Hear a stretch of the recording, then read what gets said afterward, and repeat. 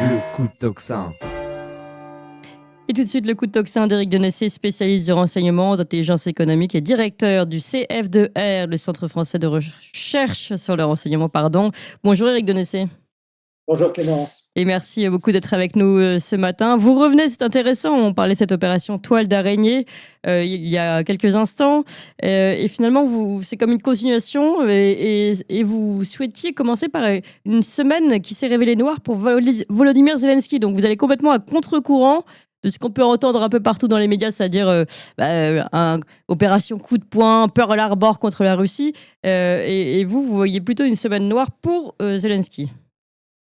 Oui, parce qu'en réalité, justement, l'opération qui a été lancée est faite pour essayer de rééquilibrer la situation dans laquelle se trouve Zelensky. Il faut rappeler que d'abord, il s'est vu opposer un refus maintenant assez catégorique du chancelier Friedrich Merz sur l'emploi des Taurus. Vous savez que Merz avait dit qu'il était prêt à livrer des missiles de longue portée Taurus à l'Ukraine. Les Russes ont immédiatement réagi en considérant que si c'était fait, tout tir de Taurus contre leur territoire serait considéré comme une participation directe de l'Allemagne à la guerre. Merz a fait marche arrière. Il a dit néanmoins qu'il aiderait les Ukrainiens. Voilà, ça c'est le premier point. Le deuxième point, parce qu'il est très récent, c'est l'élection du nouveau président polonais, dont on sait qu'il est particulièrement hostile aux Ukrainiens pour des raisons historiques, ce qui ne veut pas nécessairement dire qu'il le sera tout autant sur un plan pratique, mais c'est quand même quelque chose d'important. Troisième élément, en Ukraine, l'armée russe avance progressivement vers l'ouest. Alors certains parlent d'une offensive estivale, je n'y crois pas. Je pense qu'ils parlent d'une offensive estivale pour dire un jour que cette offensive a échoué parce qu'elle n'a pas été aussi performante. Pour l'instant, c'est le grignotage qui continue. La situation est particulièrement critique dans la région de Soumy et on voit bien que les forces russes avancent de plus en plus vite, même si c'est progressif, dans la région de Donetsk. Et puis, quatrième point, les négociations ont repris à Istanbul, mais une nouvelle fois, elles n'ont débouché sur rien. Ce qui est intéressant, c'est de voir les conditions que demande maintenant Vladimir Poutine. C'est très clair. Il demande aux Occidentaux de s'engager sur le fait que ni l'Ukraine, ni la Géorgie, ni la Moldavie n'adhéreront à l'OTAN. Il veut que ce soit écrit noir sur blanc. Il exige que l'OTAN lève les sanctions contre la Russie. Il attend aussi le retrait des forces ukrainiennes des 4 oblasts et la reconnaissance de la Novorussia comme de la Crimée. Il veut que le traité soit approuvé par l'ONU. Et puis, il réclame des élections présidentielles et législatives à Kiev. Donc, tout ça est très négatif pour Zelensky, ce qui a amené, alors c'est peut-être aussi une conjonction parce qu'il n'a pas déclenché l'opération toile d'araignée spécifiquement pour cela, mais on a vu cette opération qui est une très belle opération, il faut le dire, elle est très, très bien planifiée, très bien réussie. Maintenant, il faut avoir 2 éléments à l'esprit, à mon avis. Les dégâts entre les 6 avions que les Russes disent avoir été détruits et les 40 que revendiquent les Ukrainiens. Il faut trouver un juste milieu. La douzaine est pour l'instant le chiffre qui me semble le plus correct. On voit des tas d'images fantasmagoriques sur les réseaux sociaux. C'est de l'IA d'ailleurs qui donne l'impression qu'il y a eu 200 avions russes détruits. Mais en tout cas, c'est une très belle opération. Et puis, il faut rappeler que parallèlement, Kiev avait lancé un certain nombre d'attaques aussi sur des usines d'armement le même jour. Donc, on est sur quelque chose qui est assez réussi. Par contre, il faut se dire que les Ukrainiens n'ont jamais pu monter et réussir une opération comme ça seuls, quelle que soit leur créativité, quelle que soit leur volonté de combattre, sans une aide occidentale, et je pense là directement aux Britanniques, c'est quelque chose qui est tout à fait impossible à mon sens. La Maison-Blanche a reconnu qu'elle n'était pas au courant de l'opération, ce qui me paraît assez plausible. Dire que la CIA n'a pas participé, ça c'est un autre élément qu'il faudra prouver. Par contre, je pense qu'il y a un rôle très important de l'ordre.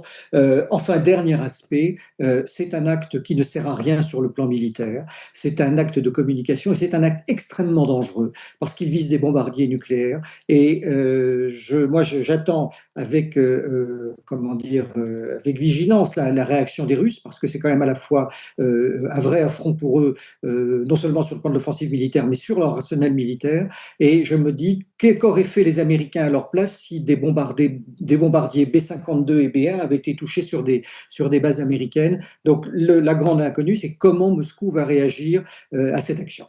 Oui, et vous en pensez quoi juste sur ce point-là? Parce que c'est quand même en effet très important, mais pour le moment, on a l'impression que les ripostes russes sont plutôt ciblées, qu'ils restent concentrés sur cette négociation plutôt que sur le fait d'un élargissement frontal du conflit.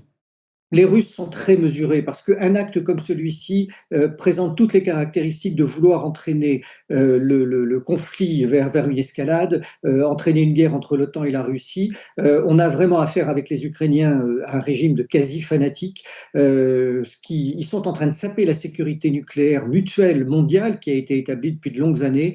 Donc je crois que là, on est, je dirais, mettre un terme à l'aide ukrainienne pour les empêcher de conduire ce genre d'opération totalement irresponsable me paraît essentiel. Et comme vous le disiez, les Russes, eux, veulent éviter la montée aux extrêmes. Ça ne veut pas dire qu'ils ne vont pas réagir, mais systématiquement, ils mesurent beaucoup leur réaction. Oui, juste, je précise parce que c'est intéressant, je le mets en parallèle. Tout à l'heure, Régis Le Sommier nous disait que c'était aussi une remise en question, le bombardement de ces bombardiers nucléaires, des accords START et donc finalement d'accords on va dire de transparence entre les États-Unis et la Russie. Alors évidemment, l'Ukraine n'est pas elle-même signataire, mais tout de même, c'est la remise en question de ces accords qui permettaient justement de ne pas monter en intensité dans le conflit nucléaire.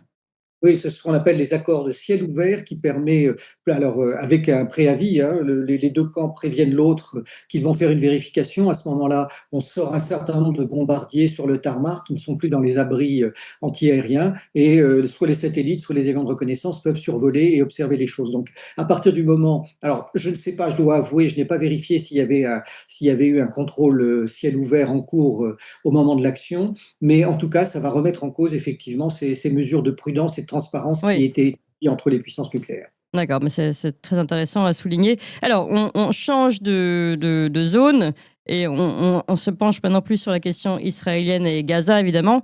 Et vous soulignez que la situation n'est guère meilleure pour Netanyahou, Benjamin Netanyahou.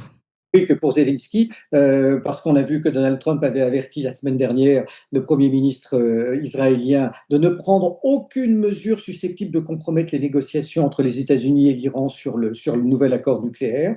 Et il a également révélé à l'occasion d'une interview en milieu de semaine dernière devant des journalistes qu'il avait demandé clairement à Netanyahou de ne pas attaquer l'Iran. Alors qu'on se souvient déjà qu'il y a un mois, il avait refusé de participer à une opération commune avec les Israéliens contre l'Iran en disant que c'était totalement dangereux.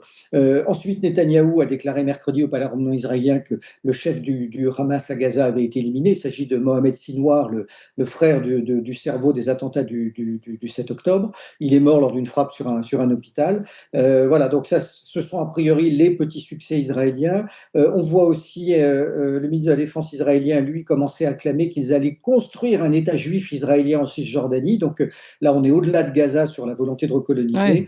Et au-delà de ça, eh bien, on voit que plus de 18 mois après le 7 octobre, eh bien, Israël ne vient toujours pas à bout du Hamas. Et on doit le regretter parce que le Hamas est un mouvement extrêmement dangereux, mais que les victimes collatérales et la population civile sont toujours pris pour cible. C'est absolument scandaleux. Et ce que l'on voit, encore une fois, c'est de nouvelles personnalités majeures, soit de la communauté juive internationale, soit en Israël, qui protestent. En France, Jean Hartzfeld, qui est un écrivain, ancien journaliste de Libération, Oui.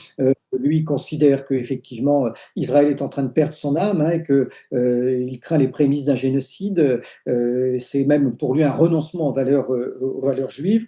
Et puis, ce qui est très important, en Israël, deux anciens premiers ministres, Ehud Olmert et Ehud Barak, et Barak étant lui-même un ancien général des forces spéciales, dénoncent la guerre totalement illégitime de Benjamin Netanyahou, parlent de crimes de guerre. Ils ont publié, notamment à Olmert, le 27 mai dernier, une tribune très virulente dans le quotidien Haaretz, en accusant Israël vraiment de commettre des crimes de guerre et d'avoir une politique délibérée, cruelle, illimitée et criminelle, ce qui est quand même Oui, très très très fort. fort, bien sûr. Voilà. Alors ensuite, on voit bien que d'autres organismes comme Médecins sans frontières considèrent qu'on est en situation de famine, voire de génocide à Gaza. Et on commence à avoir des critiques de la seule ONG qui a été autorisée à intervenir, qui est une ONG américaine, mais dont on sait qu'elle était composée d'anciens vétérans et de membres des armées. Et maintenant, un certain nombre de bruits circulent en disant que c'est une ONG de mercenaires, et raison pour laquelle elle a été la seule autorisée à finalement intervenir à Gaza. Mmh. Deux derniers éléments sur Israël qui me semblent importants. Les saccages qu'on a vus en France en fin de semaine dernière, la peinture verte sur des synagogues, le mémorial de la Shoah, ça c'est inqualifiable, d'autant que la communauté française n'a rien à voir avec ce qui se passe en Israël. Elle peut être pour, elle peut être contre, on voit les débats, mais cette importation sur notre sol d'un conflit qui ne nous concerne pas directement est absolument inqualifiable. Et puis, on voit que malheureusement, ce genre d'actes se multiplie, puisque le FBI a rapporté une attaque terroriste contre un rassemblement de la communauté juive américaine qui militait pour la libération des otages. Et là, il y a eu un élément qui a attaqué la manifestation avec des cocktails Molotov, avec un certain nombre de victimes. Oui. Et alors, dernier sujet, on repart du côté de Taïwan, entre Taïwan et la Chine, et évidemment les États-Unis dans tout ça.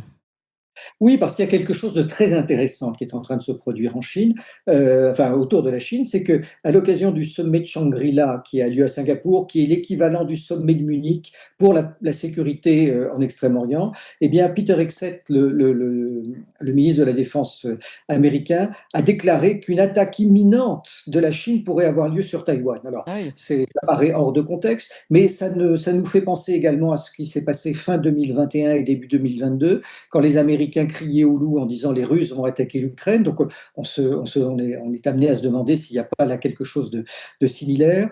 En fait, une telle déclaration, elle est plus politique pour l'instant. Il semblerait effectivement que des membres de l'administration chinoise aient refusé de vendre des terres rares aux Américains en vertu d'un accord qui existait entre les deux pays. Et cette bureaucratie l'aurait fait sans nécessairement avoir l'accord de Xi Jinping. Donc là, ça aurait mis les Américains dans une situation de fureur assez forte, et d'où ces déclarations un peu violentes que l'on entend. Bon, il est indéniable qu'il y a par ailleurs un accroissement des manœuvres chinoises autour de Taïwan, notamment avec leur porte-avions. Bien sûr. Mais rappelons que les Chinois, finalement, ont toujours dit que leur but, c'était 2049, pour le centenaire de la création de la République populaire de Chine, que Taïwan devait rentrer dans le giron de la mère patrie. Donc, je ne pense pas On a qu'il y encore ait un à petit court peu de temps. terme de menace réelle. Mmh. Voilà. Oui, surtout qu'en général, ils suivent leur agenda, entre guillemets. Merci beaucoup, Éric Denessé, pour toutes ces analyses très intéressantes sur la scène mondiale. Je rappelle que vous êtes directeur du CFDR, le Centre français de recherche sur le renseignement. Merci encore. Et merci, amis. On vous l'avait promis, et ça y est, on se développe, on ouvre de nouvelles émissions. Vous avez déjà connu et rencontré les Tintins pour leur nouvelle émission des Tintins qui marche très fort. Évidemment, l'émission d'André Berkoff. Cette semaine sort une nouvelle émission scientifique où on va tenter de poser de véritables questions sur des débats scientifiques qui ne sont pas fermés, contrairement à ce que on veut nous faire croire. Donc pour toutes ces émissions et encore d'autres, comment reprendre le pouvoir politique aussi, une autre émission à suivre, et puis des émissions historiques, géopolitiques et bien d'autres qui vont arriver. Il nous faut de la place parce que évidemment la première chaîne est déjà très prise par toutes les émissions et diffusions du matin notamment. Donc il faut qu'on ouvre une nouvelle chaîne et il faut que vous suiviez le mouvement surtout et que vous ayez tout de suite vous abonner à la nouvelle chaîne. Il faut aussi en parler à tout le monde. On compte vraiment sur vous parce que si on veut ouvrir ces nouvelles émissions, il faut que vous suiviez le mouvement et vraiment que vous alliez vous abonner tout de suite à la nouvelle chaîne YouTube. C'est pas compliqué, c'est gratuit, ça se fait en 2 clics. On vous met tout de suite le lien là, pouf, il apparaît. Le lien, vous pouvez vous abonner. C'est Toxin Plus, c'est ça, la nouvelle chaîne YouTube Toxin Plus pour toutes les émissions de l'après-midi. Donc vous pouvez la trouver sur Toxin-Plus en lettres majuscules ou tout simplement on va vous mettre le lien et vous cliquez immédiatement. Je vous fais confiance. Allez-y tout de suite. 1, 2, 3, Toxin Plus, allez-y.